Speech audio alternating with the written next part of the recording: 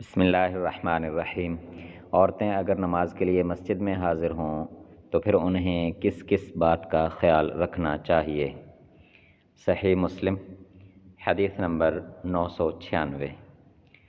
سیدہ زینب ثقفیہ رضی اللہ عنہا سے روایت ہے کہ نبی اکرم صلی اللہ علیہ وسلم نے فرمایا، جب تم میں سے کوئی عورت عشاء کے وقت مسجد میں آئے تو اس رات خوشبو نہ لگائے۔ اس مفہوم کی کئی احادیث مبارکہ مختلف روایات میں بیان ہوئی ہیں، تو یہاں سے نبی اکرم صلی اللہ علیہ وسلم کی یہ تاکید ملتی ہے کہ اگر مسجد میں عورتیں نماز کے لیے حاضر ہوں تو وہ خوشبو لگا کر نہ آئیں۔ اسی طرح اگر کسی ایسی جگہ پر جانا ہو جہاں مرد اور عورتوں کے اکٹھا انتظام ہے یا اکٹھے سفر کرنا ہے تو وہاں بھی اس چیز کی احتیاط کرنی چاہیے۔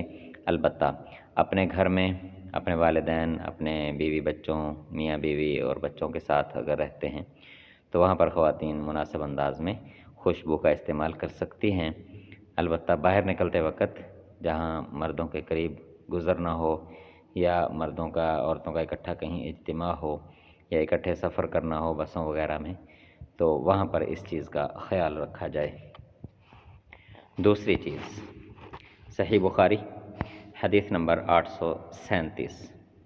سیدہ ام سلمہ رضی اللہ عنہا سے روایت ہے کہ رسول اللہ صلی اللہ علیہ وسلم جب نماز سے سلام پھیرتے تو سلام کے ختم ہوتے ہی عورتیں واپس جانے کے لیے کھڑی ہو جاتیں اور نبی اکرم صلی اللہ علیہ وسلم کھڑے ہونے سے پہلے تھوڑی دیر تک ٹھہرے رہتے، یعنی جب نماز جماعت مکمل ہو جائے، سلام پھر جائے تو اس وقت خواتین زیادہ دیر مسجد میں نہ بیٹھیں، فوری طور پر نکل جائیں اور اپنے گھروں کو روانہ ہو جائیں۔ اور اگر ایسا کہیں انتظام ہے عورتوں کے لیے مردوں کے ساتھ نماز کا تو پھر مردوں کو خیال رکھنا ہوگا کہ مرد فوراً فرض پڑھنے کے فوراً بعد مسجد سے نہیں نکلیں گے، وہ کچھ دیر تک مسجد میں ہی بیٹھیں گے، اپنی تسبیحات وغیرہ کر لیں گے، دعائیں وغیرہ مانگ لیں گے یا نوافل وغیرہ پڑھ لیں گے تاکہ خواتین اپنے گھروں تک پہنچ جائیں اور گلیوں میں مرد اور خواتین کا رش نہ ہو۔ تو یہ احتیاط بھی ضروری چیز ہے۔ تو یہیں سے اندازہ ہو سکتا ہے کہ نبی اکرم صلی اللہ علیہ وسلم اس بات کا کتنا اہتمام کیا کرتے تھے کہ خوشبو لگانے سے بھی اس منع کیا گیا کہ خوشبو لگا کر مسجد میں نہ آئیں۔